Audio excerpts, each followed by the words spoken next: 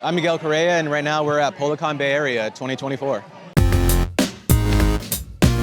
I started yo-yoing at the tail end of 1999, right at the height of the yo-yo boom.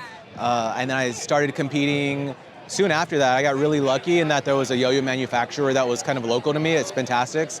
So they were doing clubs and they were doing mall competitions. So they fostered a small little community that helped me grow.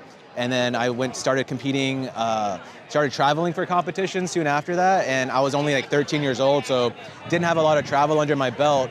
So like going to yo-yo competitions in Florida and California and seeing the United States was a big deal for me, and it was a kind of motivation to keep going. And as I got better at yo-yoing, other people were sending me to these competitions, and that was more motivation to get good at this toy. Yeah, the yo-yo scene where I was, we just got, just geographically, just really lucky. It was me, Jesse Garcia, John Ando, Yuki Spencer. We were all local. We all grew up together. And the talent that was there, Dale Oliver from Spintastics, he kind of saw that.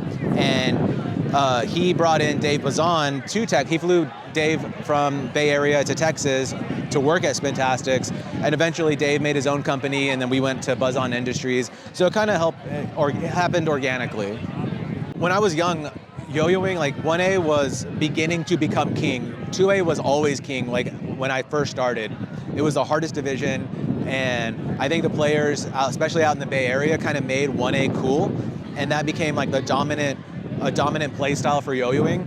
And as that grew really quickly, I was struggling to keep up with those 1A tricks, and I was pretty good. But I saw an opening in 5A in a competition scene where it was underdeveloped. So I liked it, and because of I was, Steve Brown as an innovator, was into the things that I was into, and it had like this kind of rebellious nature to it. So that was one thing that attracted me to 5A. But how underdeveloped the style was to me, I saw an opening where I could really own a particular division and be a leading force in that, an innovator in this space, whereas 1A already had a lot of people that were competing for these, whether it was like in a competitive space, like to be up top, or an innovator type thing, to be like the most creative. There was like so much going on in 1A. I just saw a lane in 5A, and I decided to run with it. I've definitely done my fair share of innovative tricks. I'm trying to think of like some contributions that I've had in 1A. Tunnels would be one. I made a video called Tunnels, where it was as a transitional element. The idea about tunnels was, it was more about not like getting into the tunnel, it's like finding an innovative way to get out of the tunnel. So like this is really the only one I even remember is this repeater. It's a undermount, side style undermount, and then you swing it over, open the triangle, go in the triangle, and then tunnel through. And then you just keep doing that. It's just like something that feels good.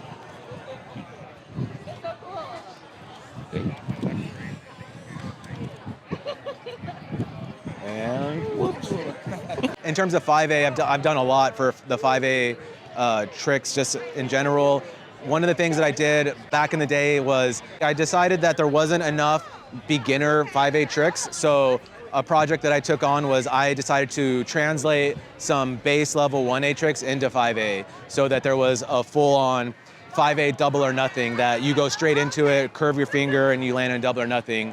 These 5A trapeze and his brother, all these little things that people who get good at yo-yoing want to do like the next hardest trick, but we need a foundation, and that was a project that I took on myself, and I'm really proud of doing that. And all those tutorials are online on YouTube, and to this day, they're at this point when we're recording this, they're about 12 years old, these tutorials. But I still get comments. I got a comment 2 days ago on a 1A tutorial saying like how easily I explain something versus some of like the more popular tutorial channels. And so all that stuff is like, those are things that make it worth it, make spreading that love. So like when you ask about like legacy, and really right now it's kind of, I'm riding that legacy, and giving back is kind of where my head is at, because I've done all that I'm going to do in the competitive scene, unless in the future I decide to like do artistic performance or something like that. But as far as like the technical stuff, like that part of my life is gone, but now it's just trying to find ways to give back and to kind of spread yo-yo in whatever way that makes sense for me.